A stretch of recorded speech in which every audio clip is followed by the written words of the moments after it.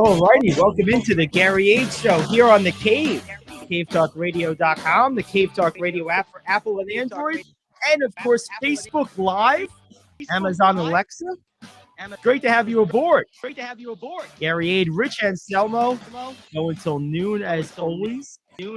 And tonight's today's opening rant pertains to what were you watching last night? There were a number of options last night: baseball and hockey, NBA preseason action, a couple of baseball games. I was flipping between the two baseball games predominantly. I focused most of my attention on the Dodgers, and Clayton Kershaw is going to get dragged over the coals again today because of the whole, not coming up in the clutch and all that stuff. But the truth is, him and Yu Darvish really battled last night, and on the broadcast with Adam Amin and the others, they were talking a lot about the fact that those guys were battling and being gritty. But the truth was, to me, I don't think either guy lacked good stuff.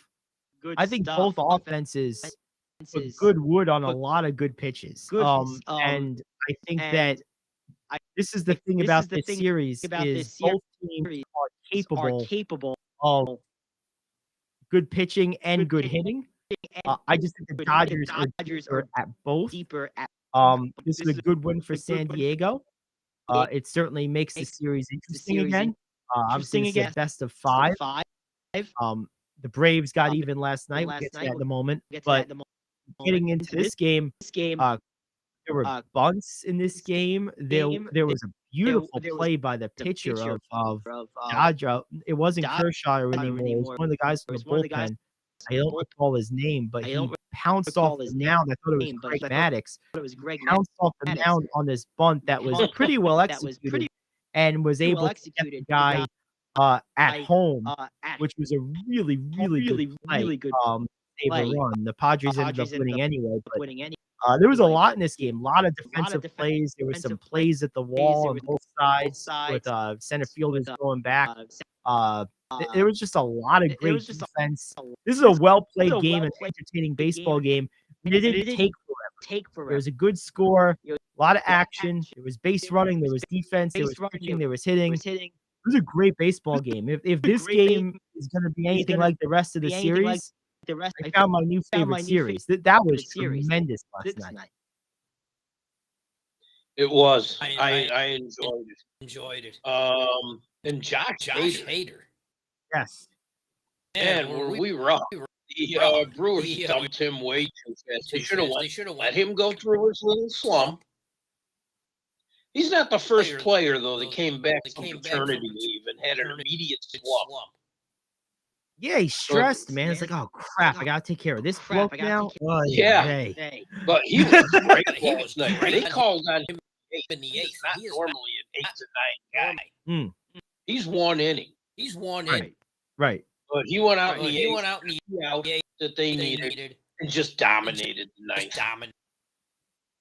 Yeah, no, he was hitting 100 regularly. Yeah, he was amazing. Was fun. Yeah, no, he was amazing. I was impressed with the fielding in this game. I thought the offense off both sides. Yeah, this is just a well-played baseball game. It really just was. We were talking before we came on the air. There's going to be some people out there today questioning balls and strikes. The particular pitches that they're going to be questioning would have been questioned whether a computer was calling the strikes or the umpire, because these pitches were right on that white line, that white graphic that they give you on TV. Every one of them was on the line. And then there was a base running play with Mookie Betts who was called out. And the broadcaster said this on the air, and I couldn't agree with him more. I've never seen a closer play in my life. In fact, the old baseball adage, "Tie goes to the runner." I don't think there's ever been invoked in the history of baseball where they call it a tie. It should have been yesterday. This steal of second by attempted steal, he was called out, and it was reviewed, and because it was so close, he couldn't overturn what was on the field because there wasn't conclusive evidence, which was the right call. I mean, this was, they showed every frame by frame replay and you couldn't tell even with that. It was a total, complete tie. Like, to me, if there was ever a time to say tie goes to the runner, this was it. I mean, it was crazy how crazy this was, how tight it was. It was nuts. I watched it once. I'm okay, he's out. I watched it the next game. Yeah, maybe he's safe. Right. And I did that 3 or 4 times. So I understand why I overturn it. Right. Because you can tell. Right. You can't tell even frame by frame. So the umpire had to make a call in the moment. Either call was as good as the next if they play like that. So you're not going to overturn something when you can't conclusively determine it. That was a crazy play. This is just a fun game. And then I turned on the Braves game for just a short period of time. Late in the game, I flipped it on. You know, a Syndergaard pitching for Philly, and I flipped it off. and then on that very play, they brought him in release. They did. And on that very play, someone popped it up behind the catcher, and I have to watch Travis d'Arnaud go run down a ball, hit off of Syndergaard. I was like, no, this is too much. I can't handle this. I had to turn it off. d'Arnaud had clutch hits last night. Where was this before? Damn jerk. At least player in the end. I was. The only thing that surprised me about the Padres game, not that they won, because they're extremely capable, and this team manufactures runs quite well, but Manny Machado abused Kershaw. Yes. I mean, there could have been charges filed. That was unbelievable. No, it really was. He gives up the home run, and he gets the solid single. There's a double. I mean, he couldn't stop him. And Machado made a play at third base. Might have been one of the 10 best plays of the year. It barely got a run. He rocketed that ball. Yeah, it was something. Really was. I mean, he's a great hitter. I mean, there's just nothing else to say about it. He's just a great hitter. Just a very well played game. Yeah, it was a great game. Yeah, you wish they were all like that. I certainly would hope so. All right. Well, let's go ahead and take a quick break. We'll come back. We got a lot more to get to. We got the radio question of the day. Of course, we've got to talk about some of these other games. We have our Thursday night football game and a few other things as well. It's the Gary Ayd Show here. The Gary Ayd Show here.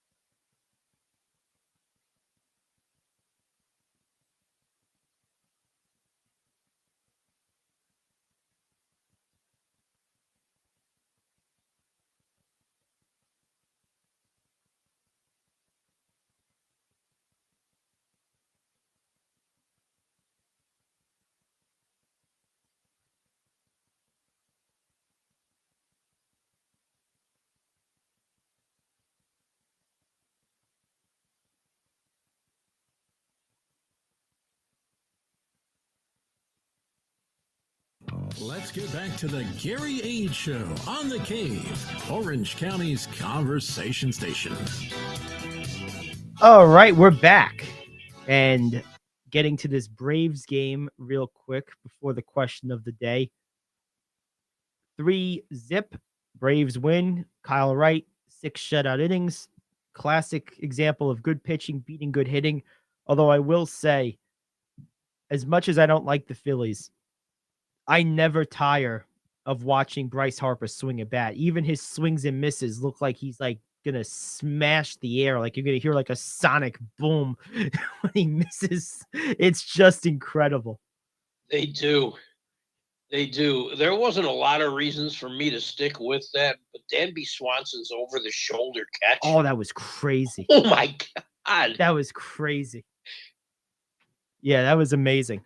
The one thing you notice about a lot of these teams left is superlative defense. I mean, that's been a theme in these playoffs so far, particularly with Atlanta and the Dodgers and Padres. Those 3 teams in particular, I think are serious defensive juggernauts. I mean, all 3 of them are tremendous defensive teams.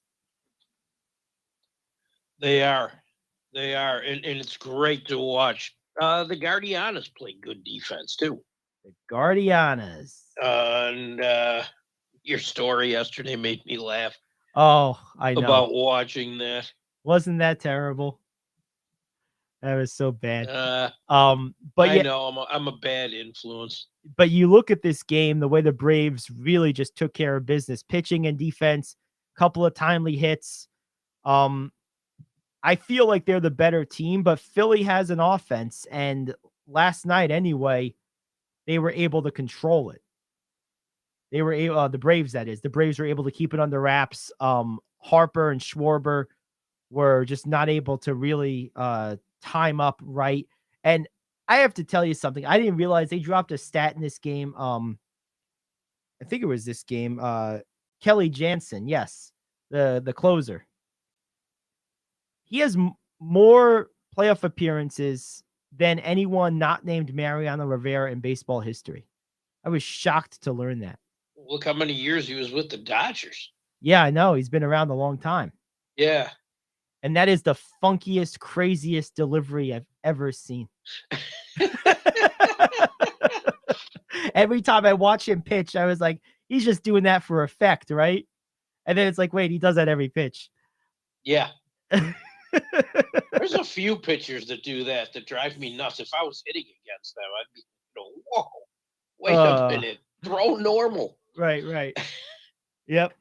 No, I know. But yeah, I mean, there's not a bad team left out of this mess, and teams play well. The teams that play better defense actually have more of a chance.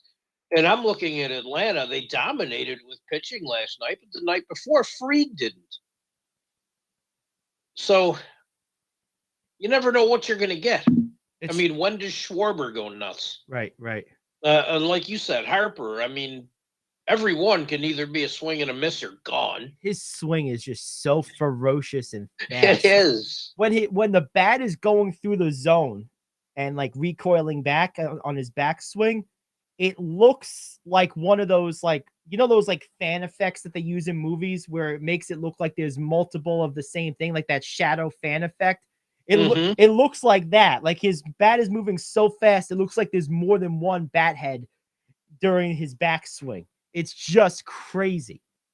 And the one that he missed on almost put him to the ground. Oh, I know. I was waiting for the little like Wile E. Coyote puff of smoke to come up or something. Right. It was the Roadrunner at when you need him. That's right. It was amazing. I'm like, he almost put himself out. I know. It was crazy, man. I'm watching this and I was thinking, man, this guy swings hard in case he hits it. That's for damn sure. He doesn't get cheated. He gets his money's worth on every swing. Not at all. Not at all. I love guys like that. Look, man, if you're going to be up there, you may as well try to hit the ball. And that's why this is all so hard to predict, though. Yes. You never know what days Phillies bats are just going to be hitting. No, it's true. You never know. I mean, is Castellanos going to come out? Schwarber, who's been quiet?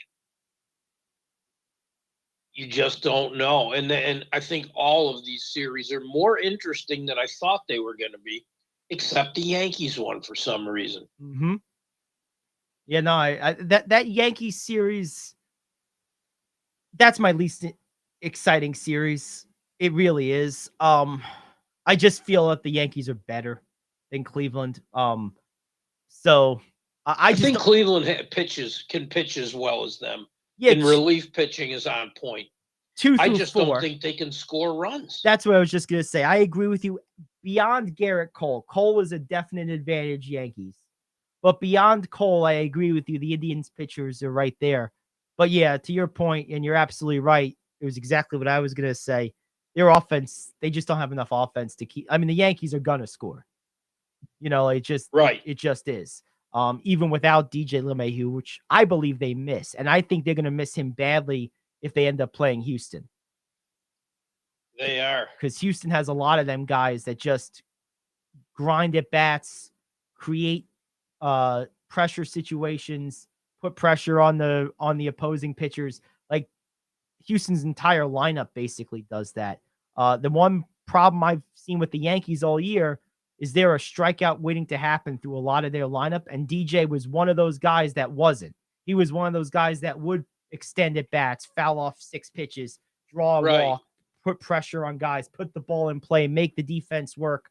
Like the Yankees don't have a roster full of those guys. They have 1 or 2. The Astros have an entire lineup of those type of people. I was just going to say, their whole lineup can get on base and put the fear into you. Yes. Yeah. It's amazing. It's amazing. And the Astros are a much more complete team. Yes, they are. And I think if they win this in 3, they're going to be rested.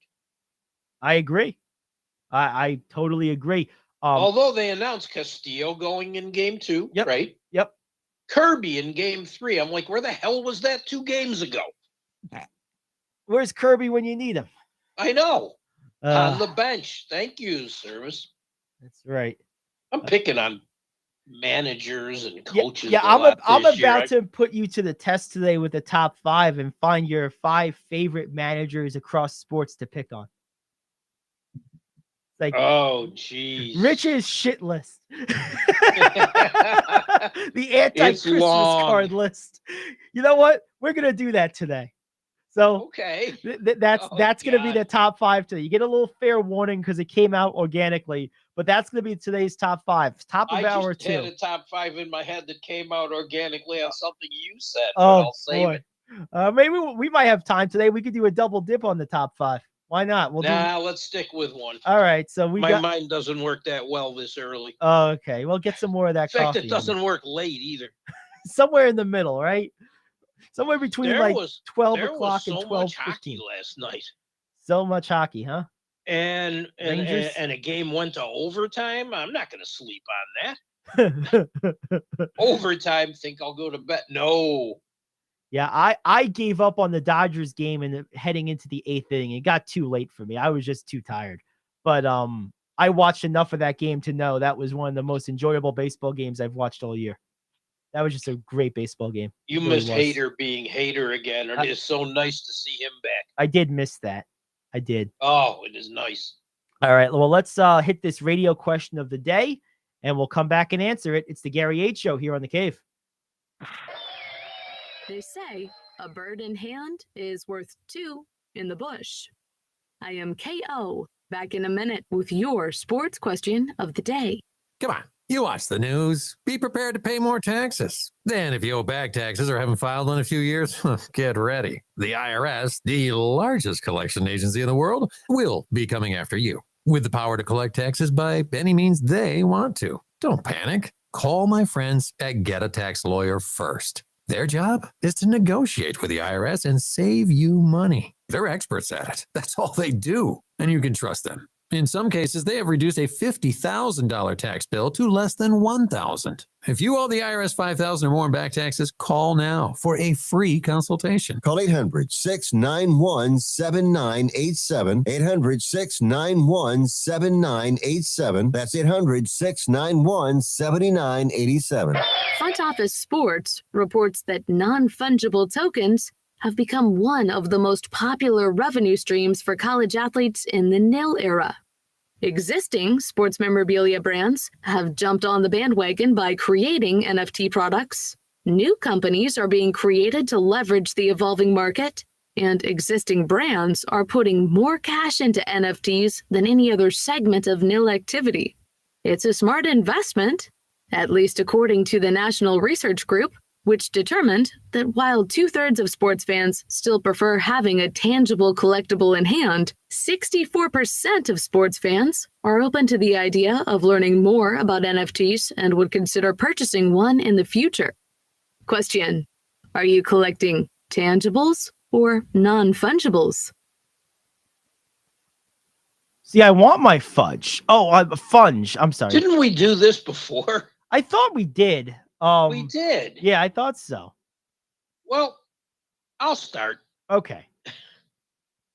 And proof of this was this weekend. I went to a get to know you luncheon for the Buffalo Sabres. Mm-hmm. It was for a very good cause. And each table had a player, a coach, someone at their table. We had a player from Sweden who was very interesting and funny and great to have at the table. My daughter got an autographed puck from him. She collects pucks because we go to a lot of games in different places, but she has a shelf full of them. But this was her first one that was signed. And that means a hell of a lot more than something you claim in an email. And I can tell by the look on her face that it did. I have some NFTs only because I got them for nothing. Hey. But if I'm not a collector. No, I'm not either. Believe me, because of all the people I've met through the years, I would have had a lot. But one, I chose because in my capacity not to bother them that way. And two, it's just who wants to organize and everything? I barely have time just to get through days. No, but I'm with you. But I think something in your hands is more. Something tangible is better. Yeah. Something that's just. And this could like be. I said, this could be a generation thing. Obviously, there's a significant age difference between you and I. But I think, for me, I'm of that generation that's right on the borderline, right? We were the guinea pig generation. Those of us born in like the early 80s to like the late 80s, basically born in the 80s. We were like the generation where the world went from analog to digital, and we were the ones that had to cross the bridge for the first time, so to speak. So I kind of have sensibilities from both sides of it, if you will. And a lot of people in my general age bracket have the same.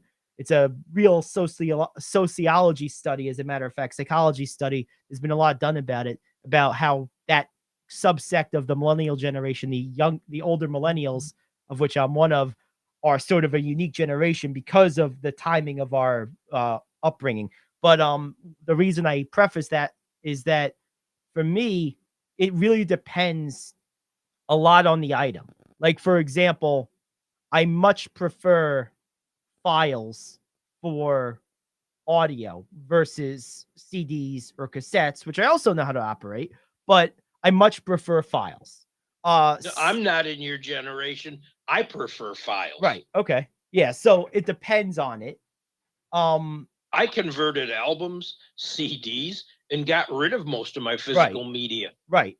I have mine on hard drives. Right. That exactly. That's what I would do.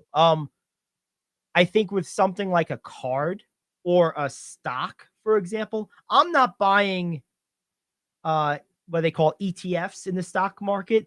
I'm buying real stocks in mutual funds.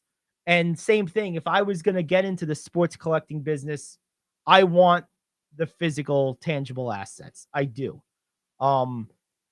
Because with a lot of these things, these NFTs, they're traded on what they call blockchain, which is just a technology used to facilitate this stuff. Mm-hmm. I don't want to have to learn another technology. I don't want to have to trust God knows who runs those things. It's the same reason I don't invest in cryptocurrency. At the end of the day, what is it? It's some bunch of nerds on a bunch of supercomputers making crap up. At the end of the day, it's nothing. Like, it's really nothing. So there's something about that makes me uncomfortable with crypto. And then with everything else, like with what we're talking about right now, I just, no, if I'm going to do an NFT, let me just get a real card or a real token, like a physical, tangible thing. So you're not really different than I am on it. No, I'm not. I'm different in that there are a lot of things that I would prefer digital, but this isn't one of them. And I have some NFTs. I have nothing against them. Yeah, I just don't want them. I'm not a collector. Right. That's the bottom line. I'm not a collector either. And I have spent enough time with enough athletes where, you know what's a lot more important to me? Give me 3 minutes. Let me talk to you. Right. Exactly. Like, I remember there's the story that goes through the NBA over the decades about how Bill Russell famously wouldn't sign autographs, but would offer to go out to coffee or lunch or something. Like, hell yeah. The hell with the autograph. You'd be like, go have lunch with Bill Russell? Absolutely. I had 2 great conversations in my lifetime with Bill Russell. Oh, that's awesome. Smart enough never to ask him to sign anything. Yes. I just basically wanted to pick his brain and see if I could make him laugh. Oh, with the good old, it wasn't hard. You got the cackle? Yeah. Oh, yeah. I love it. Love it. Love it. He was a very, very interesting man. Yes. And that meant a hell of a lot more to me than oh, yeah, a name on a piece of paper. Although I have nothing against autographs. No, that's fine. But they were never, and I think it's probably the same mechanism in the human brain that attracts people to collecting, that it attracts them to autograph seeking. And for the same reason, I don't have that that desire. I'm not an autograph seeker or a collector. But I would absolutely love an opportunity to just low key have a beer, have coffee, have lunch with any of these guys. You know, a lot of, I mean, there'd be a long list of people I would like to have that opportunity to do that with. In and out of sports. Yes. That would be and yeah, that has always meant much to me, you know, much more to me. Plus the fact, if I got someone for 2 minutes and I ask them if I can roll tape, oh man. There you go. I could get something great to use. No, that's definitely the case. Absolutely tremendous stuff. It's how I'm old. Roll tape. Roll tape. Yeah. Where's your Even though I haven't put on a spool or spliced a tape in 30 years. Where's your roll tape? Where's your 8-track at? I had one. I know you did. That's why I said many years ago. And I had one in a car, which that is tremendous. Is scary. That is scary. It's like you know what? That's one technology that's gone to shit over the years. Like, I would so much rather have an old school car phone than like have to connect my cell phone and call someone off a touchscreen. I actually think those car phones of like the old days were cool. Oh, they were. I love those things. In fact, one of my old cars still had the dialing apparatus, but there wasn't anything connected, and it would have cost too much money to put it back in. But and unfortunately, calls cost about $500,000 back then in these cars. Yeah. You're going to be 2 minutes? I'm sorry, we're taking your house. That's right. 5 minutes? Oh God, you're going to debtor's prison. See, and a lot of my older friends look at me differently because I love technology. Yes. I do. Yeah, technology is a wonderful thing. I mean, I have recording and editing software on my phone. So if I get to have somebody for a few minutes to have their ear, I'm right there. Yeah, that's good stuff. And it's easily done. And I like the fact, I mean, 20 years ago, I wouldn't have been able to do this with you. Right. No, it's very true. It's very true. All right, let's take a quick break. We'll come back. We're going to get to, let's do our Thursday night football. We'll take care of that. We'll give you a little quick recap on last night in the NHL, and we'll continue from there. It's the Gary Ayd Show, back in 2 minutes here on The Cave.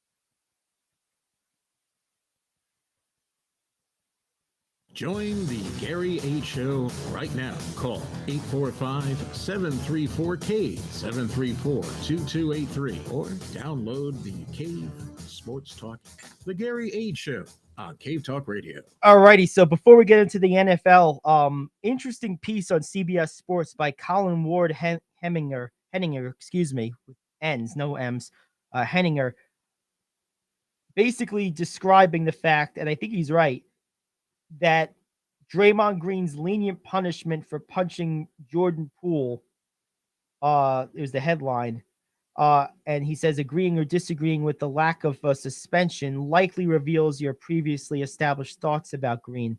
That's probably true to a degree. But the one thing I'll say on this, I'm not going to spend much time on this, but the one thing I'll say on this is that if this was any other player, they would have been suspended for this. Like, the fact that, and maybe only because it came out on video, but this would have led to a suspension by the team if it was anyone else. And by the way, I don't think the NBA as a league has any jurisdiction or need to meddle on this. This is a purely team affair. The team has chosen to handle it this way. I don't agree with the way they chose to handle it, but I don't think we should be calling for the NBA to step in here. It's not an NBA matter. This is a team matter. Right. It's not an NBA matter at all. Apparently, Jordan Poole said to that a suspension shouldn't happen. Right. Okay. And I'm not going to argue with him. Yeah, you just wonder how much he was nudged in that direction, but hey, whatever. I don't think so. I really don't. It is what it is. So there you have it. So, all right. So, I don't think he was nudged at all. I just think that that he probably just wanted to get past it.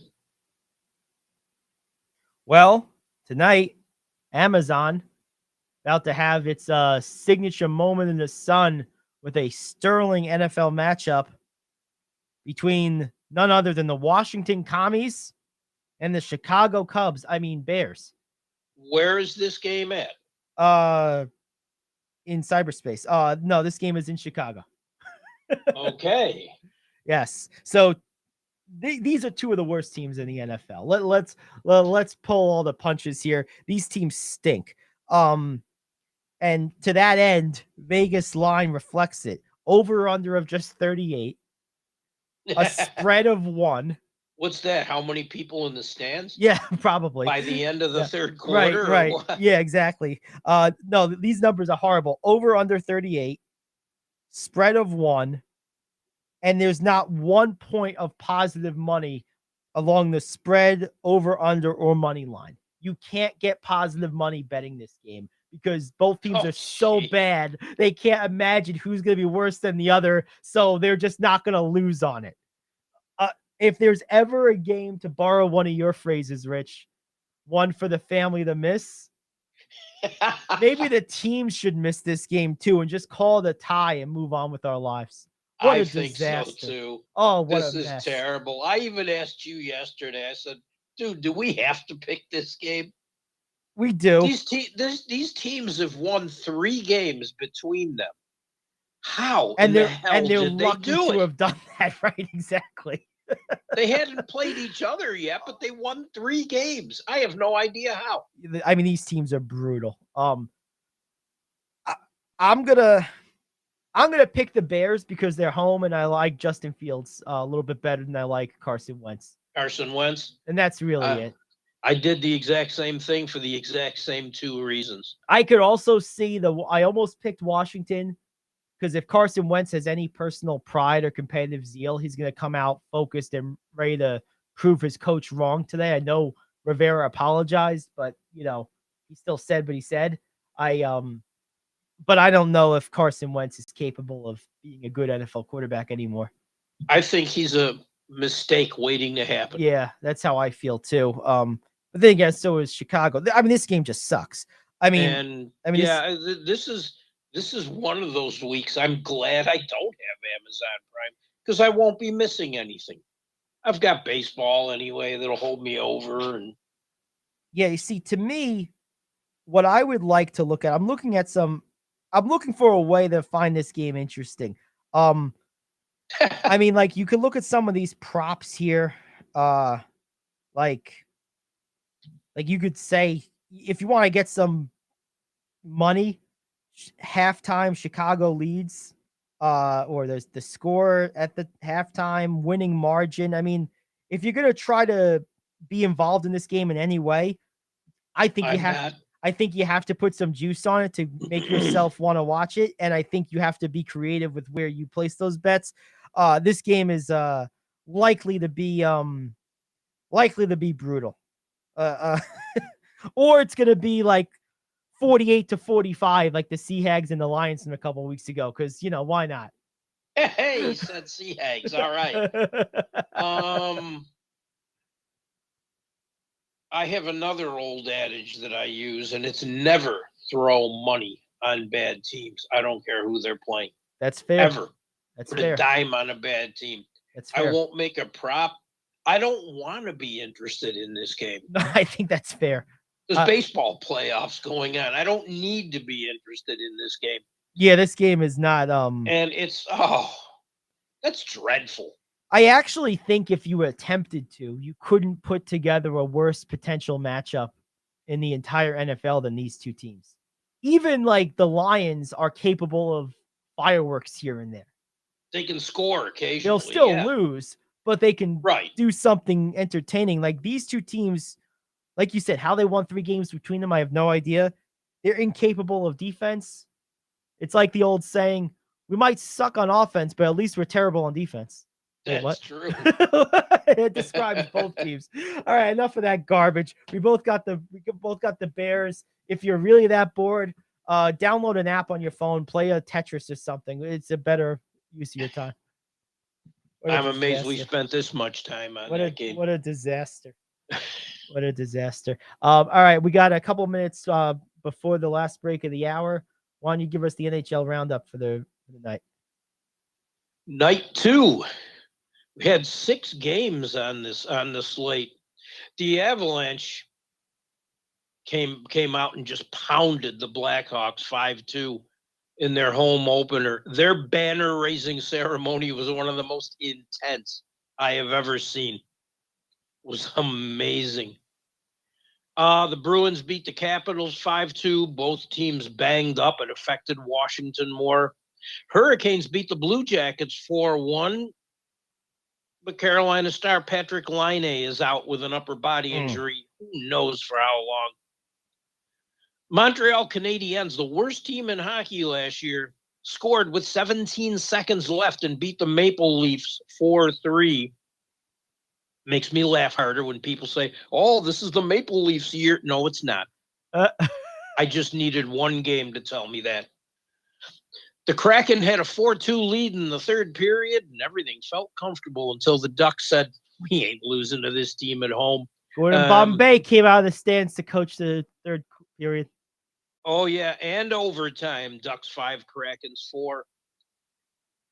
The best player in hockey, Connor McDavid, had a hat trick and an assist. Oilers beat the Canucks 5-3. Buffalo Sabres signed head coach Don Granato to a long-term extension. Good. He's the right person to he's a teacher and the right person to work with these young players. And I'm very happy with that. One more quick note. All these people saying, well, when you didn't get to draft Connor McDavid because you had the second pick, you had a 1A and 1B between McDavid and Jack Eichel. Well, McDavid scored a 700th career point last night. Eichel is yet to hit 400. Thank you very much. There you go. All right. Well, there's your hockey recap. We're going to take a quick break. We'll come back. We'll wrap up the hour with a little more talk as it relates to the baseball playoffs, get you set for tonight's games.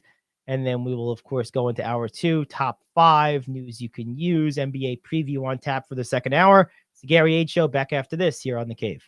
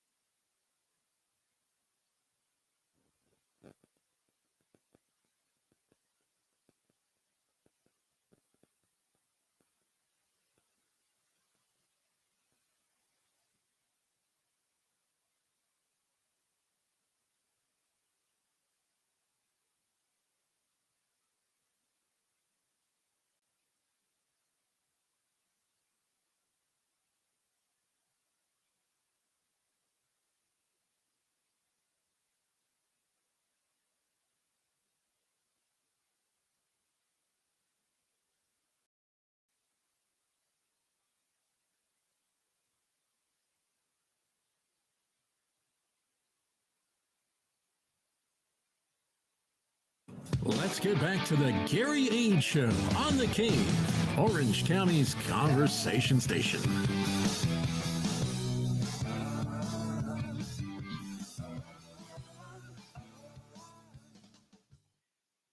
All right, we are back. And let's go ahead and make a quick proclamation here. Tonight's games will be less exciting than last night's games. Just a prediction. I hope I'm wrong.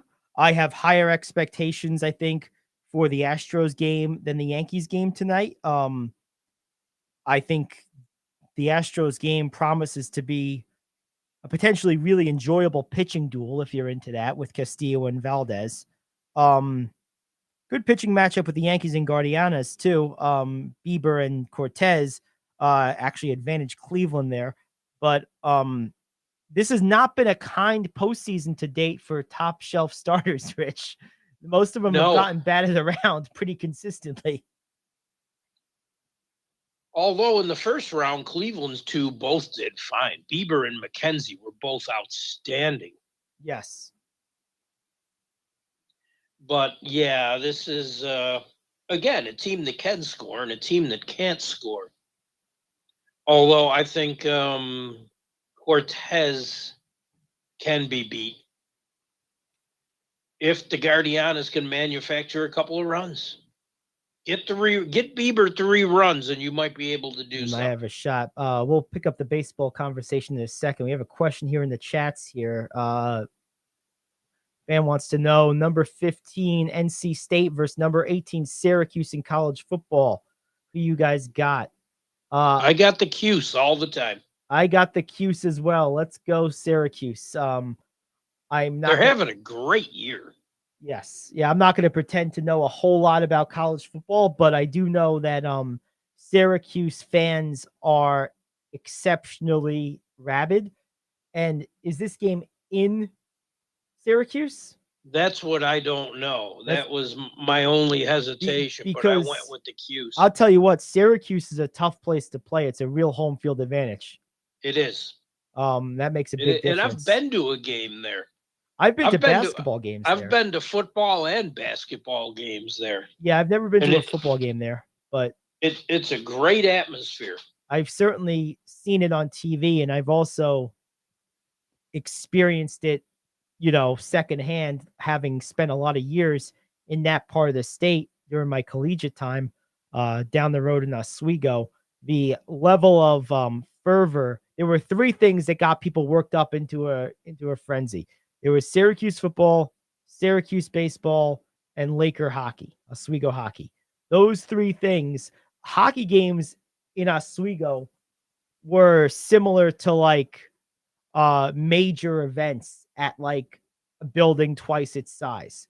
I was just going to say, those are events. They're big time events. And that's why hockey frustrates me, because during those years in particular, I really tried to like the sport because it was advantageous for me to do so, to get more and more practice on the air. And the longer I covered it, the less I liked it. It went the exact opposite.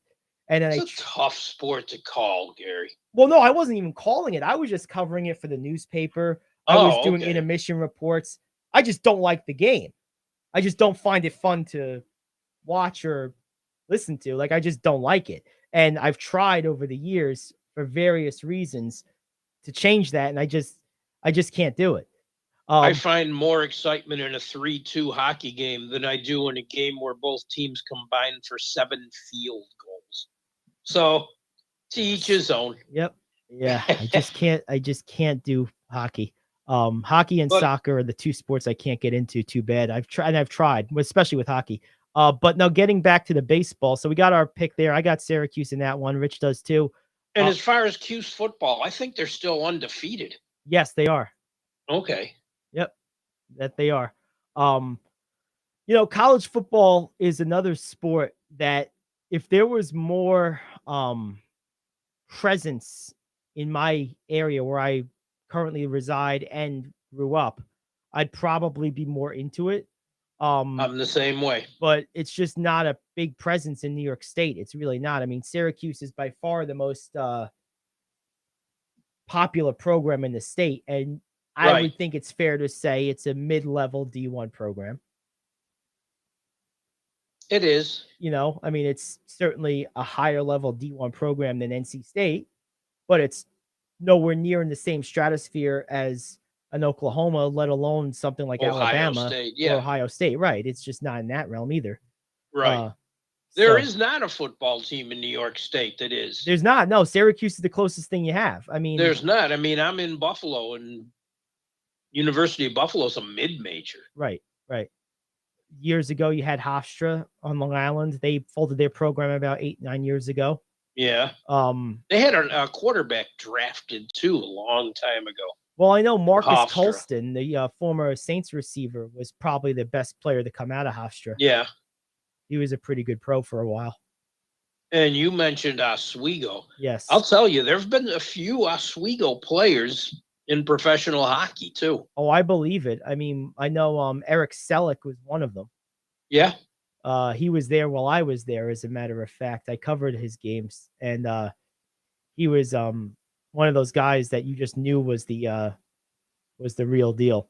He got picked up by, I believe it was Rochester, real quick, and he started playing professional hockey in the is that Rochester, the AHL or the ECHL? AHL. It is the AHL. The AHL. So he started playing in the AHL, I think, after his freshman year of Oswego. Now, of course, one of the things that's interesting about college hockey, particularly in Western New York, is that freshmen are 25-year-old men, 22-year-old men, and senior 25, 26, because typically they're coming from Canada after 3 years of juniors, and now they're 20. Right. They're basically the age of a graduating college student in America when they become freshmen.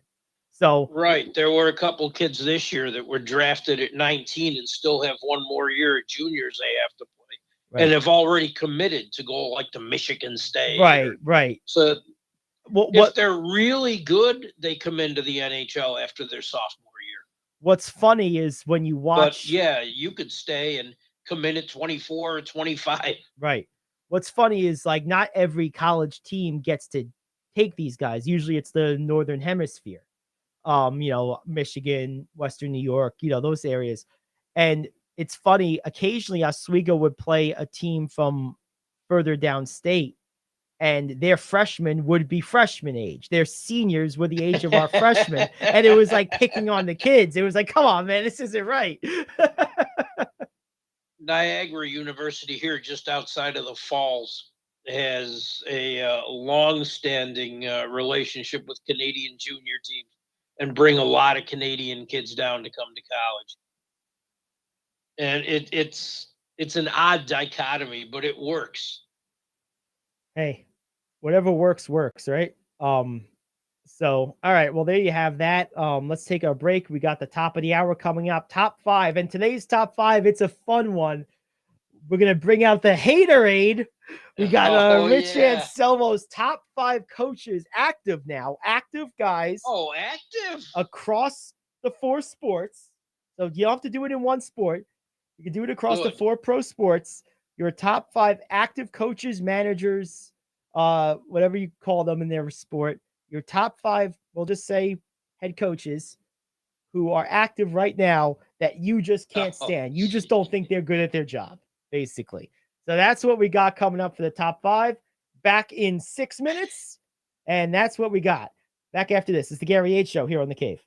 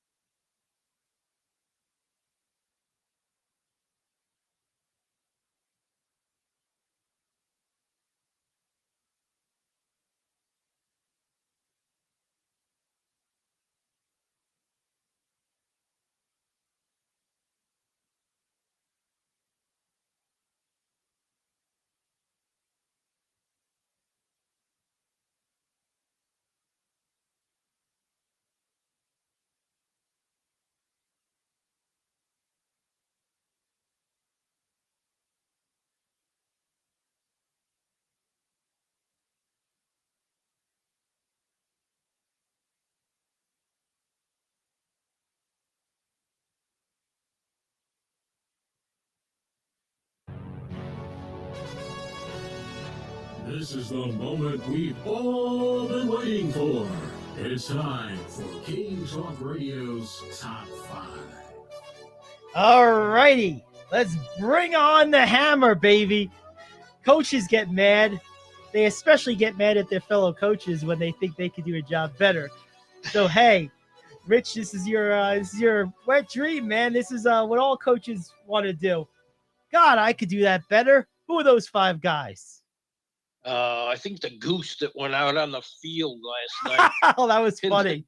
The Dodgers game could do better than some of the people I have on my mind. All right, who you The got? only thing I wish I could do with this game is change the rules a little bit, because I have one person, and I'm sure you know who it is, that I could rank 1, 2, 3, 4, and 5 because he's that bad at his job. I'm going to imagine it rhymes with givers. It does. How did you know? I don't know. Just a wild guess. Doc Rivers is one of the worst coaches I've ever seen in my life. He did a decent job in Orlando, which a decent job in Orlando means you don't suck. He parlayed that into a job with the Boston Celtics, where he rode the coattails of Tom Thibodeau and won himself an NBA title. Apparently, this NBA title means that you can get hired for life now. You know, and he has been. That's a good point. It really is. Because, I mean, think about it. Those Celtics and the 04 Pistons have gotten more mileage out of one title than like anybody. Like, how? They have. So, hello, Los Angeles. I'm here to coach. Yeah, you're here to lose, Doc Rivers. Even on Clippers teams that had enough talent, you blew it big time. You blew a 3-1 lead. It happens. But you're so good, you did it twice. Finally, the benevolent owner of the Clippers, who entrusted you with this franchise, had seen enough. He thought Ty Lue was a better coach than you. I think Ty Lue's a better coach than you. And I'm not prejudiced because Ty Lue graduated and got his coaching credentials from the same place I did. I think everyone is a better coach than you. Really? You and Ty Lue are alumni of the same coaching school? We are, yes. Which school is that? I didn't know that. This Impact basketball. Yeah. Interesting. And Ballmer finally puts you out of your Los Angeles misery. In fact, puts the entire LA and Orange counties out of their misery by firing you. You go to Philadelphia. The same guy who didn't want to stay in Boston because rebuilding is too hard. Okay. Well, when you're a loser, you can barely build, let alone rebuild.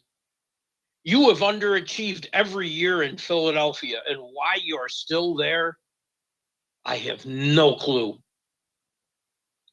I know, Gary, it's been your big fear that they would bring in Mike D'Antoni in Philly. Could he do worse? No. Could he do just as bad? Yes. Yes. But come on, Doc Rivers does not deserve a job.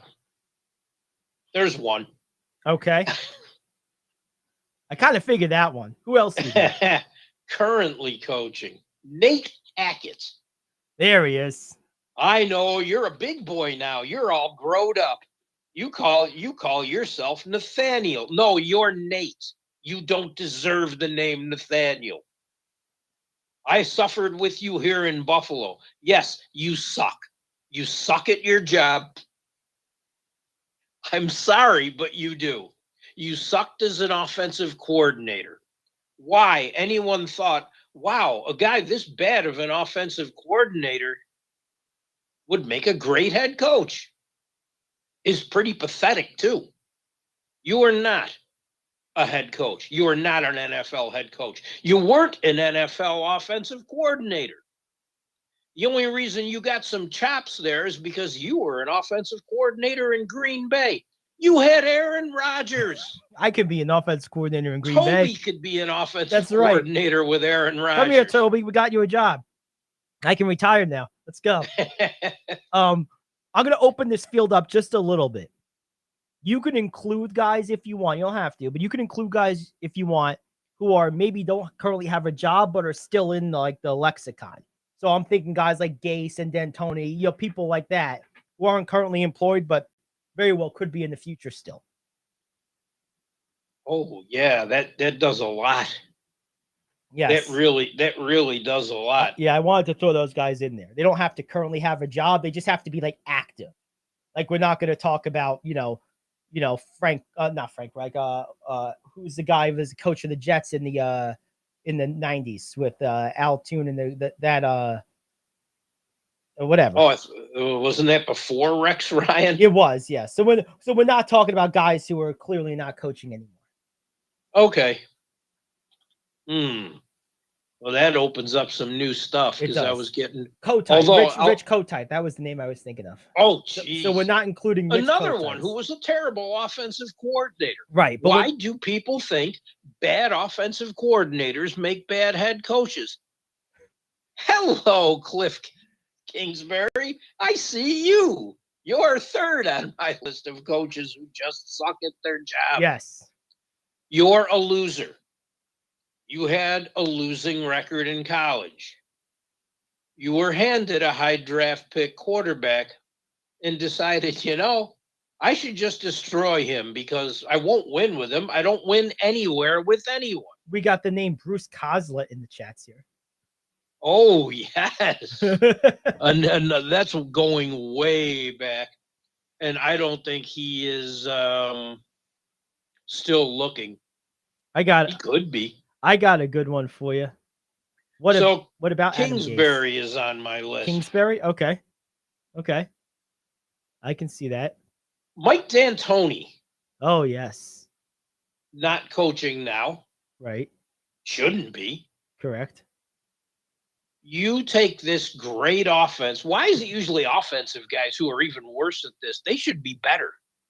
You would think You take this great offense that works very, very well in the regular season because you get to play bottom feeders one quarter of the time, and they can't keep up with you. Hey, someone guessed my fifth one. No fair. Well, you might have to consider taking him off the list because, he's definitely having a renaissance season with the Cowboys right now. Yeah, it's because it's not even his quarterback playing. So I might remove him. But D'Antoni has never done anything in the playoffs. He's never been able to adjust when defenses get better. I don't think he's going to change at this point. Oh, no. Oh, no. And whenever a job is open, he's rumored to come back. It's like, no, stay away, please. I remember the Lakers were talking about hiring him again. I was like, didn't we watch this movie already? I'm pretty sure I watched him turn Pau Gasol into a spot-up corner three-point specialist. Like, no, we don't need this. Like, Pau Gasol was in his prime then. He was one of the best offensive players in the entire league. Oh, yeah. And we're going to go and no. Hey, where'd you go? I don't know. I thought my list was so bad you cut me. No, you just disappeared. Click the link again. I don't know what happened to you. But that was weird. Rich just vanished. I thought he was like, oh God, here he goes, Mike D'Antoni. But no, I mean, another couple of guys while Rich is finding himself. Looks like, I haven't found myself in years. I never will. Okay, go ahead with your couple other guys while I'm doing this. Yep. I should be back. Yep, you are. Here we go. Okay. There you are. Kotite, we mentioned him. A couple of guys I wanted to talk about. Adam Gase. He was my fifth. Josh McDaniels is another one. Not a big fan of his. Yeah, he's proving himself. You know, I'm going to throw out one. And he had the most lenient job in the history of North American coaching, at least in the last 40 years. He had to have. It's inexplicable that he had his job. Marvin Lewis was the head coach of the Bengals for like 200 years, and they didn't win one playoff game. And they barely were in the playoffs in that whole 2 centuries he was there. How he kept that job for as many years as he did is absolutely mind-blowing to me. It's completely antithetical to everything about the NFL. The NFL is generally, the NBA too, but the NFL even more so, is generally way too quick and trigger happy to get rid of these coaches when it's not really their fault. But like at a certain point, it's definitely your fault. He was there for like, no exaggeration, 15 years. Made the playoffs like once or twice. It's like pretty amazing. I think right now, Josh McDaniels' defining statement is, we're the best 1-4 team in football. Yeah. Yeah, okay. It's about as good as it gets for you. But no, Adam Gase holds a special spot. He does. And the last spot on my list. There we go. You've been proven on multiple times you can't do this. But he's a genius, Rich. He made Peyton Manning throw touchdowns. I wouldn't even hire him as a genius. You're an offensive coordinator. No, you're not. No, you're not. He's coaching You're high not school a quarterback football whisperer. now. No. You're not anything. Just a guy with creepy eyes. You wouldn't be. Yes. You wouldn't be the last assistant on my staff. There you go. Ranking them. Rivers, 1, always will be. Yes. It's a tie for 2 with Nate and Doc Rivers, because Doc's going to hold 2 spots. Kingsbury is 3. D'Antoni is 4. Gase is 5. All right. There you go. I like it. There's been people in baseball that have pissed me off, but they're not as much. Yeah, I really am not a big fan of Aaron Boone, but he doesn't quite make this list. No, because there are worse. Yeah, this is a special list of ineptitude. You know who was a terrible manager, at least for the Mets, which didn't make any sense because he was great in Oakland? That was Art Howe. Somehow Art Howe forgot how to manage when he came to the Mets. I don't know how or why. Here we go. I do agree with you, though. Him and Robbie Alomar came over around the same time and both forgot how to do their job. Like, wait a minute. One was just manager of the year. The other was a MVP candidate. And then they come to the Mets and neither one could do their job anymore. What happened? New York happened. Yes, I guess so. And that happens to a lot of people. It's definitely not the easiest place to work. No, that's true. There's no doubt about it. So let's bring Adam Gase there. Oh, jeez. Well, Peyton Manning had success under him. I mean, Miami's a picnic compared to New York, but wow. That's true. When you suck everywhere, you're special. Yeah, and I think what I don't like about NFL offensive coordinators in particular is how they get credit for making Hall of Famers look good. Like, they don't need you. Aaron Rodgers was just fine without you, Nate. Peyton Manning was just honky-dory without you, Adam. Yeah. Like, these guys know how to do their job. You know who? Both of them are smart enough to call all the plays you're calling too, or change any stupid one you put in. You know who understood that?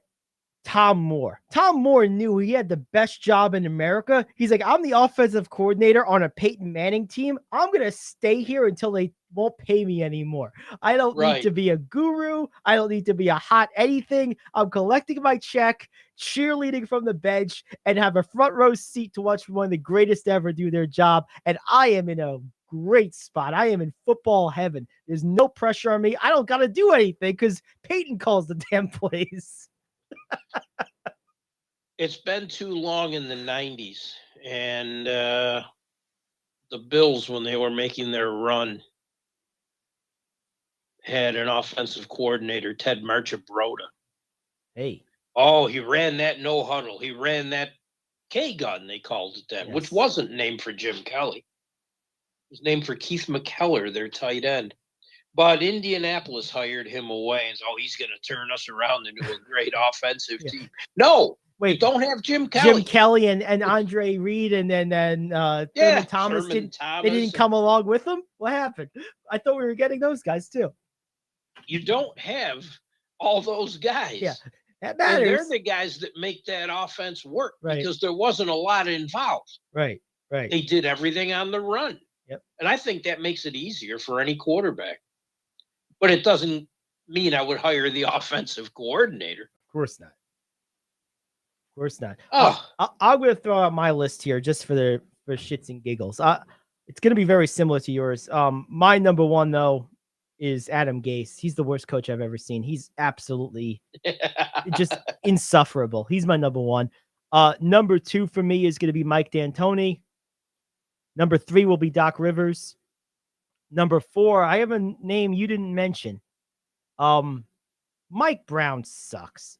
Like, Mike Brown to me is like, okay, we're having dinner tonight. Oh, great. What did you make? What did you cook? I cooked peanut butter and jelly. You can cook anything. It's peanut butter and jelly. Like, okay, it's fine, but like, it's not going to win any culinary competitions. Yeah, Mike Brown's not going to lose you any games, but he's basically just a fat guy in a suit on the sideline. He doesn't bring anything to the table. He's useless. So, and it's amazing. That's good. He was one of those guys, because you only really see this mostly in the NFL, but he was one of those guys in one of the other sports. They got a lot of credit. Well, he got LeBron to the finals. It's friggin' LeBron James. LeBron got his fat ass to the finals. Let's not get it twisted. Come on. He was one of those defensive wizards, though. Right. Defensive wizards, yes. He is a competent assistant coach. Yes, I agree. But he brings nothing to the table as a head coach. Absolutely nothing. And he's no longer an assistant coach. Luke Walton, that's a good one. Remember when he was like, oh, Luke Walton, like, oh, they 33-2 under Luke Walton. Yeah, I could coach this damn team. Please. Give me a break. He gets credit for that. And then the best part about Luke Walton is he went to the Kings. He went from the best team in the league to the worst run organization in the whole league. And then it's like, oh, wait. See, I can't have anyone on my list to coach the Kings. The only thing they're guilty of is a bad career move. Yeah, no, I think that's fair. But that was a good one. I didn't think of him. But my list, 1 is Gase, 2 D'Antoni, 3 Doc Rivers, 4 Mike Brown, and 5. I think I'm gonna go. I hate being a prisoner of recency bias, but man, Nate Hackett has made Russell Wilson look very Russell Brandish very quickly. So it's pretty rough. So I think I have to put him there right now. See, it wasn't recency bias with me with him because I have history with him. You have history with him. Yeah, I don't know a lot about him except what you've told me. And yeah, if you get credit for making Aaron Rodgers look good, then I don't think you deserve any credit. Yeah, how about all those spots, even in college, where you sucked as an offensive coordinator? What about those? That? Don't count because you got a gig with Green Bay? Come on. Right. It's like, and you know something? That's Denver's fault. You get what you deserve. Oh, without a doubt, that was a stupid hire. You hired the guy. Yes. Yeah, he's pretty horrific. The Lions have had some doozy coaches over the years too. I think that's organizational, though. Yeah, it probably is. That's a good list. That was fun. It was a lot of fun. Yeah, there we go. All right, let's take... I know I ran a little long, but damn it, I could do an hour on Doc Rivers. Was great. Oh, jeez. That was great. Let's take a break. We'll come back. We'll do our NBA season preview. Who do we got today? We did the Mavericks. We have the Memphis Grizzlies. Ooh, and who's an left? Interesting team. Who's left after that? After that, we have another tanking team that I know of, the Pelicans and the Spurs. So we got Pelicans tomorrow and Spurs on Monday. And then yes. Tuesday, we're doing the whole second hour will be an NBA season preview around the league. Broad storylines. Oh, that is going to be fun. Yep. That is going to be fun. Opening games. Yep. We'll break it all down. Second hour on Tuesday. Tuesday is opening night in the NBA. So we'll break it down then. Someone put in the chats, Matt Patricia. as far as coaches. See, now he falls under my Lions category. Yeah, I think the team is a dumpster fire. Yeah. So whoever they bring in to coach is if you- just not going to be If good you enough. jump into the fire, you're gonna get burned, basically. Yeah. Yeah. I tend to agree with you there. Them and the Kings are, and there's probably like one or two of those organizations in every sport where it's don't go there. Oh yeah, how'd you like to coach the Arizona Coyotes in a college gym No, or a college rink? I'm good on that. Arizona's hot, and that team is not. That's true. So I'm good on that. I'm stealing that. That's right. All right. Well, there we go. So let's go ahead and take this break. We'll come right back, and we will talk NBA. We are doing the today is the Memphis Grizzlies. That's gonna be fun. I can't wait for this one. Back after this is the Gary Ayd Show here on the Cave.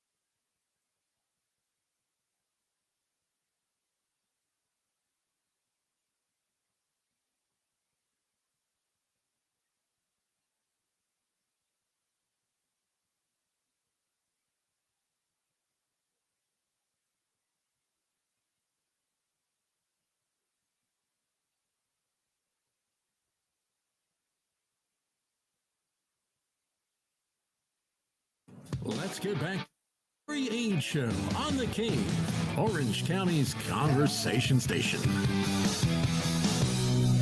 All right. So the Memphis Grizzlies, one of the better teams in the NBA last year. I think will probably only get better. They're built this well. They got a bunch of good young players.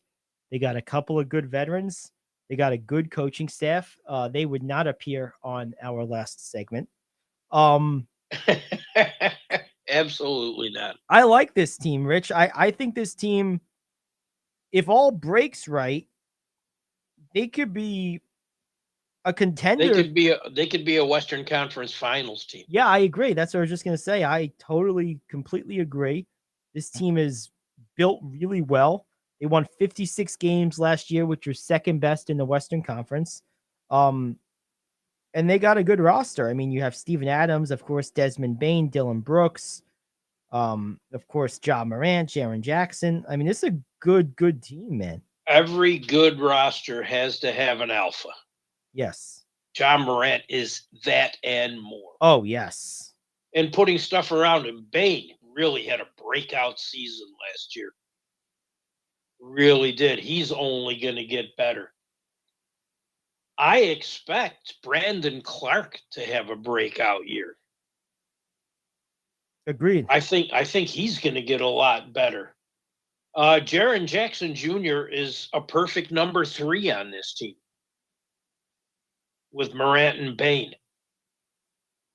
He adds so much off the ball. Tyus Jones, for my money, is probably the smartest and one of the best backup point guards in the league. She's tremendous. I agree.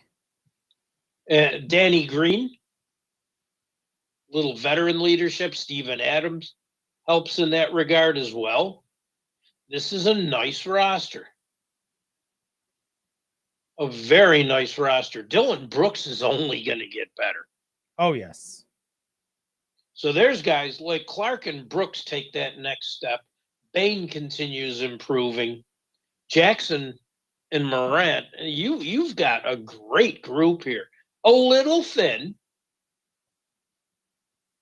Yeah. But with these guys getting better, the younger players getting better, you can really do something with this team. See, one thing I think they have an advantage on is because you're right, they are a little thin, but some of their guys in areas where maybe they don't have the depth you'd like to see ideally. I'm thinking of Steven Adams in particular. That guy never gets hurt, and he's Teflon. He could just play and play and play and play. Yes. So like you are able to compensate for some of that lack of depth by just you happen to have guys who are capable of handling increased workloads. Right. Not everyone can do that. I'm looking at you, Boban.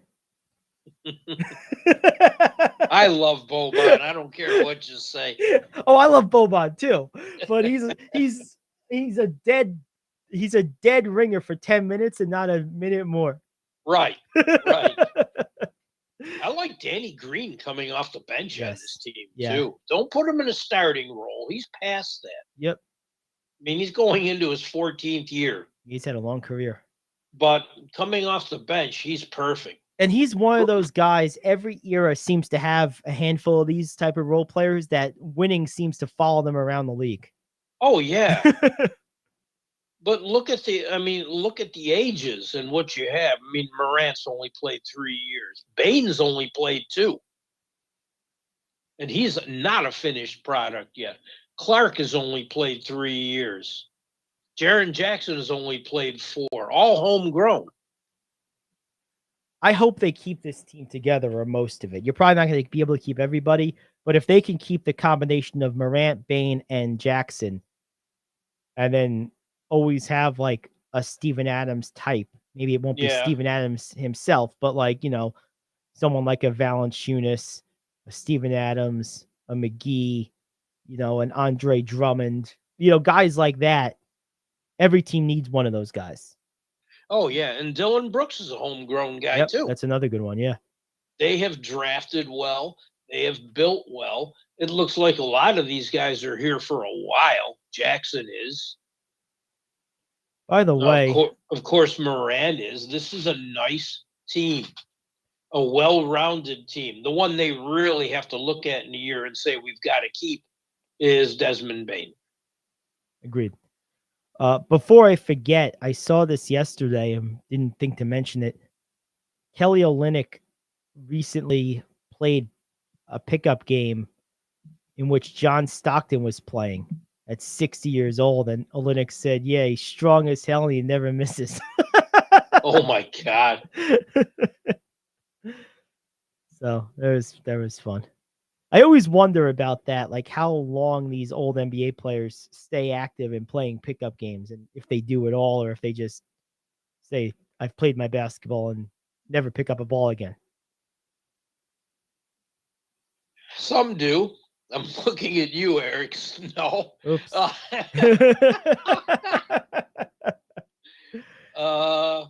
Some are still in shape. I mean,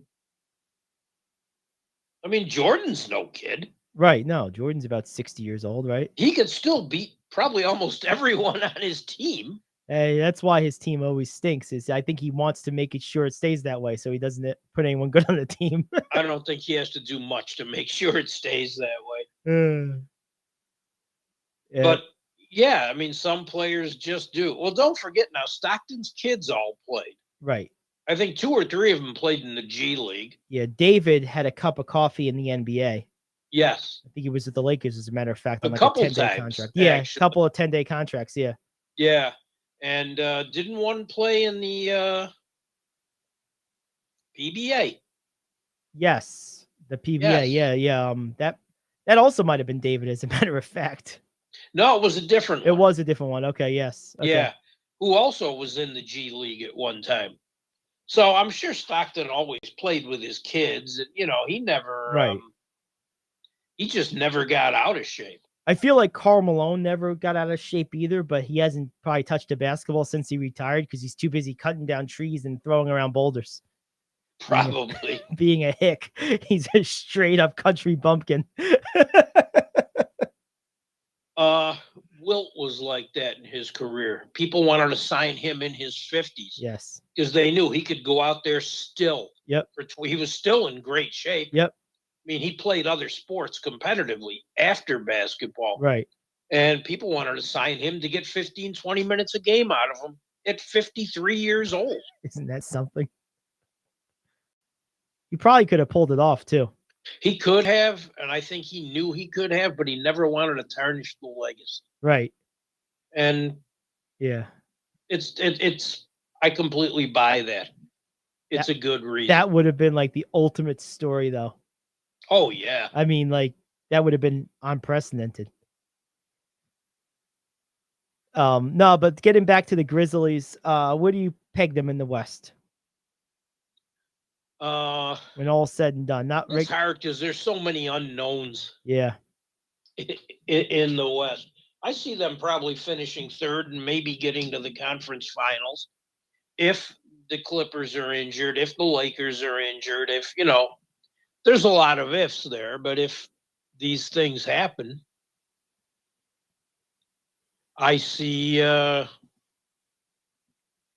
them going a long way. I thought they might have went to the NBA finals last year, if not for the injury to Ja Morant. Yes. Maybe. That's it, Rich. We figured it out.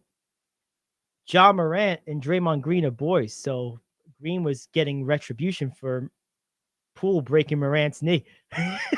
Oh, God. There we go. There's your Alex Jones conspiracy of the day. Yeah, that's why he's broke now. That's right. Well, hey, join the club. I understand all about that. See? Oh man, what a mess. What a psycho. If you have time, I do run a lizard person conspiracy website. I'll give you a membership if you want one. The only on one condition are your lizards Komodo dragons. There are, and this was a poll out. I saw from a reasonable source, not Komodo dragons, but 14% of the country, 4% are all in on this, but 14% of the country feel that there could be lizard people behind the scenes making decisions, and that scares me. This is why we can't have nice things. I know. People believe that nonsense. It's amazing. But there are people that spend untold hours and untold thousands literally preparing for the zombie apocalypse. There are college courses now about the zombie apocalypse. Oh, I know. People, stop playing video games. I love video games, but you know what? Resident Evil, it's called fiction, which means not real. Drives me crazy. People are nuts. All right. Before the zombies come and get me for tarnishing their existence, let's take a break so I can go grab some garlic real quick. Or is that vampires? I forget. I don't know. That's vampires. Oh, okay. All right. So I don't know. Come on, didn't you ever watch From Dusk Till Dawn? Come on. All right. Well, they'll go get something to fend off the zombies that I am sure I offended during that last bit. So I'll be right back if I don't get eaten. And if I do, well, there's only 20 minutes left, Rich. You can take it the rest of the way. But we should be back together. Think about this, 2 minutes. Would you want to be a zombie? No. I mean, I'd be afraid to have to do that much walking.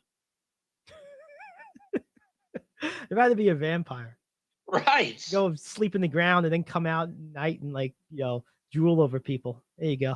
I can do that. Much better than just walking around. Yeah. All right. Well, back after this, if we don't get eaten by the zombies, it's the Gary Ayd Show here on The Cave.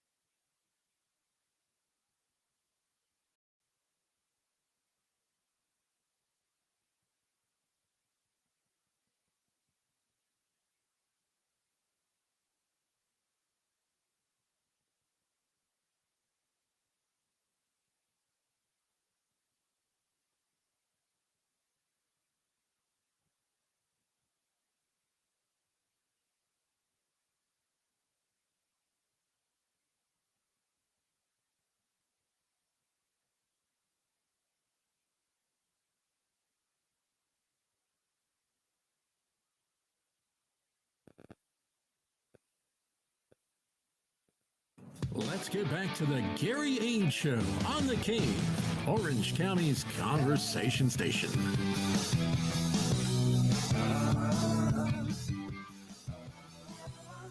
All righty, we are back. It's great to have you aboard. And let's do some news you can use. Absolutely. Speaking of zombies, Art Schleister's back in the news. Uh-oh. He's been out of jail less than a year. And he was charged, and this is from our friends at Cleveland.com, and I know SI has picked this up as well. He was found unresponsive at a Hampton Inn in Hilliard, Ohio, with coke in his room. According to the court documents, he was resuscitated with the help of Narcan.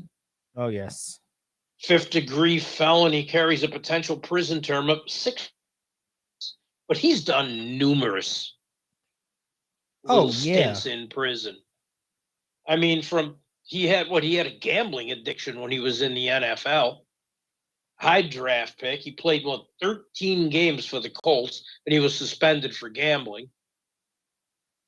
So it isn't one thing with another, it's another. And I know you want to see people get their lives together, but wow, that's beyond sad. That is sad. A little breaking news from our network partner, Sports Byline. Carlos Correa opting out of his Twins contract will be a free agent. Ooh. That's exciting. Dude, go back to Houston. You belong there. That's what I was just thinking. Really, I was thinking Houston, or, maybe a team like like I could see him joining a team like maybe Cleveland. He could help Cleveland quite a bit with some offense. But there we go. All right, what else we got? Some more breaking news from Kevin Simmons, who's a basketball guy on the West Coast, but he has his hand in a lot, and I get a lot of great stuff from him. Prefacing the story, he said to me, "This guy and John Gruden have the NFL over a barrel. If they think they're going to remove Dan Snyder as owner, he will detonate a nuclear bombshell so large the league might not recover for years. Do it." Dan Snyder tells members of his inner circle the dirt he's accumulated on fellow owners, coaches, executives, even his own employees. And all the stuff he's learned from other sources, including private investigative firms. He never says exactly what he knows. He only says in his 23 years as majority owner of the Washington Commies, he knows a lot. Uh-oh. And he said, in this world, this is how you survive. Snyder recently told a close associate that he has gathered up enough dirty secrets to, quote, blow up several NFL owners, the league office, and even Roger Goodell. Try to remove me as owner. He said, you can't F with me. I hope he's right. I mean, I do too. I am so there for this. That's either like the biggest dose of bravado we've seen in forever, or he's telling the truth. And to be honest, I don't really care if we find out. It's almost as fun just to imagine it, because like I hate this trend of removing owners. I do too. It's just dangerous. And I am more than the trend. I hate the fact that this has happened to, both in the NBA and one in the NFL with Jerry Richardson. Right. They whimpered and just capitulated. I love this posturing. I hope he sticks to his guns with it. If they try to pull the trigger, I hope he's there to like back this up. Cause come at me. I'm ready. Let's go. He just might, because there's enough owners in this league who don't want it. Right. But yeah, I want it. I want to see it so bad. Yeah, I don't care if it happens or not, but if it does go down and they try to remove him, I hope he is the first owner that puts up a fight to the bitter end. I do too. That would be great to see. I want him to unleash hell on the NFL.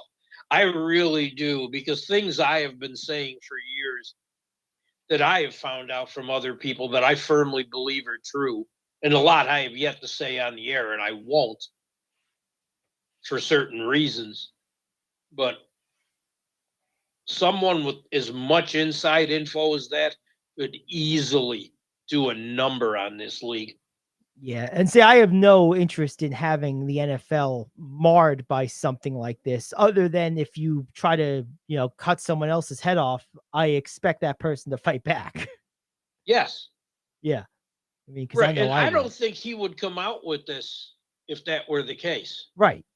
But Right. there's so much groundswell to get him removed that I don't think you want to open that can. No, I that's really don't. I agree. I agree.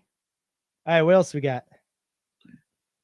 RG3's at it again. Oh boy, yes, I He saw never this. shuts up, and he's a one-trick pony with this Race. with this topic, and it drives me crazy. The focus should be more on Brett Favre, not Draymond Green or Devontae Adams.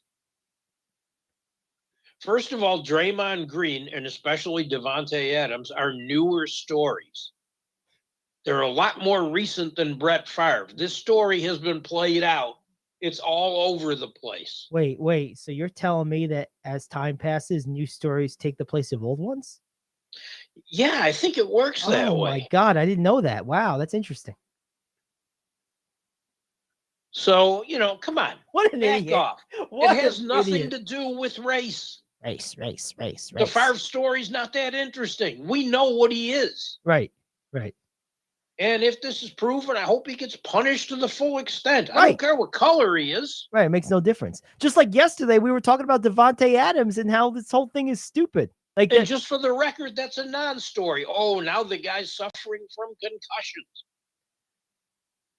the guy barely touched the ground. He has concussion symptoms. Guess what? So do I. You don't hear me running and whining about it. This is utter nonsense. Oh, it is. He apologized. Oh well. Good for him. I mean, he apologized. What more do you want? First of all, he plays for Las Vegas, so all this hate for him in Kansas City, which leads to another story that is so. Tell it. Kansas City amusement park permanently bans Devontae Adams after cameraman incident. Oh, I'm sure he's going to be so crushed by that. I'm sure he's a frequent flyer of the Kansas City amusement park scene. I hate myself when I do this. Worlds of fun. An amusement park complex located in Kansas City tweeted that they have handed down a lifetime ban to Devontae Adams. I'm sure he's losing lots of sleep. The move, and it was a breaking story from Worlds of Fun. The move comes after Adams pushed down a cameraman while exiting the field following the Raiders' loss to the Chiefs. According to their website, Worlds of Fun spans over 325 acres and has the distinction of being the largest amusement park in the Midwest. They are also home to Oceans of Fun. Oceans of Fun. The biggest water park in the Midwest. Oh, my God. Now, are they opening up Skies of Fun next for skydiving? Is that what's next? I don't know. Oh, my God. But Adams has apologized, both to reporters and over Twitter. I mean, he's going to be missing out on all this fun, though, next time he's in Kansas City. What could he possibly do besides go to the amusement park in Kansas City? It's not like they have the best barbecue in the world or anything. And now he's facing a possible league suspension. Let this go. Yeah, these people are ridiculous. It's ridiculous. Leave this alone. I have so much good stuff. We don't have enough time for it all. Dolphins players removed the ping pong tables from the locker room. Those corrupting ping pong tables, man. They corrupt team chemistry. In in the hopes of increasing game prep done by players. Yes. Because, of course, ping pong tables are the ultimate distraction. Yes. Well, they've dropped 2 games in a row. It's the ping pong fault. It's the Wait a ping pong minute. table's fault. You're blaming the ping pong tables, even though both of your quarterbacks It's not that you have a third string quarterback in there. That has nothing to do with it. It's the ping pong table. are in concussion protocol. Come on. Yes. Let's Clearly, take out it's the ping pong table. Yes, that's definitely the problem. It's not the fact that you don't even know who your quarterback is. Some guy you found on the side of the road and was like, oh, we need a quarterback. Rookie 7th round draft pick Skylar Thompson Yes. is Perfect. going to start against the Vikings. Great. Have fun. Okay, guess who my pick's going to be there? I can't imagine you'd pick the Vikings in that one. All right. Well, Tom Brady and Kim Clijsters joins a star-studded cast of Major League Pickleball owners. yes, I saw this. Well, Tom Brady's about to Clijsters lose. is a 6-time. Clijsters is a 6-time Open champion. Everybody knows who Tom Brady is. Yes. That list is getting longer of people who are in the news making these purchases. Tom Brady needs Cowboys likely to start Cooper Rush in week 6 as Dak Prescott is still recovering. I heard an insider say Prescott can't even grip the ball properly yet. Yikes. Okay. That is not good. Free agent wide receiver Odell Beckham Jr. says the Rams' offer to him was the lowest of the low. Oh, no. And then not just an independent rock band in Canada. The lowest of the low comes out in an Odell Beckham story. Apparently, there were low offers. The Rams were lower than anyone. He wants to return by mid-November. He said, LA knows I wanted to be there, but they didn't offer me anything. I don't know what people want me to do. I definitely know my worth and what the offer isn't reflective of that. So it's tough to say I can come back, even though I finally found that home. That's a direct quote. McVay did say that probably wouldn't be their last offer. But if that's the case, why play games? Like, make him an offer, because he has not closed the door on going back to the Giants. And they meaning the Rams, need a shot in the arm in a big way. Yes. And that would probably do it. It would. It's crazy. Got time for one more? Yes, let's do it.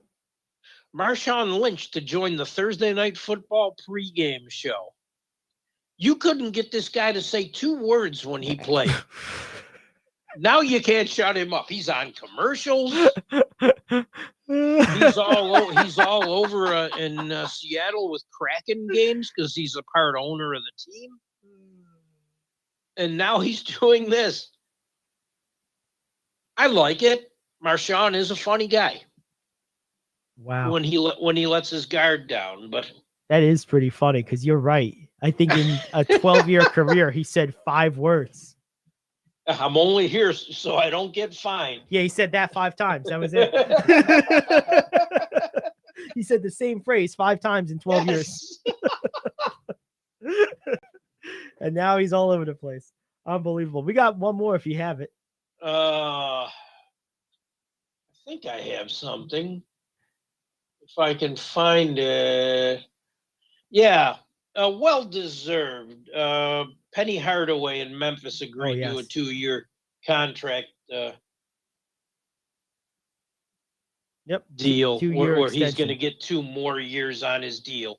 Extension. Thank you. I couldn't think of the word. Yep. Extension. No, I saw that. Good for him. He's a credit to that university. He's done a pretty good job. He has. I mean, not only in his recruiting, but in education as well. Yeah, he's done a good job. I agree. And he's been a good. Can I cram one more in real quick? Do it. Giants quarterback Daniel Jones not focused on his contract extension. That's good. Well, there's no guarantee you're going to get one. Right. Your team's doing better. Yep. But you still have a lot to prove. Let's not focus on that just yet. We're going to end the show today with a question. You're the Giants. Jones and Barkley up for contract extensions after this year. What's a bigger priority to you? Jones or Barkley? Jones obviously plays the more important position. Barkley's the engine that's driving your offense right now. Got the injury trouble. What's your bigger priority? Barkley, because I think it's going to be more trouble because he's going to expect more money. Jones will probably get paid more because he plays a different position, but higher on the pay scale of that position. Yep. Understood. It's going to be interesting, but let's enjoy the good times while they're happening. The Giants haven't had good times in quite a while, so 4-1. True. We'll 4-1. And we'll break down. All hail the goose. I hope he flies to San Diego. That's right. Just don't get in the way of a fastball like Randy Johnson. That was the best thing for the goose yesterday. The fact that Randy Johnson wasn't playing. That's right. He was out there shooting NFL football games. He's a photographer for the NFL now. Yes. Crazy. Unbelievable. Well, that does it for us. We'll be doing our NFL picks tomorrow. Back on the show, 10 to noon. It's the Gary Ayd Show. We'll see you then. Enjoy Cave Talk Radio. Until then, Tiddling Sports with Rick Tittle is next.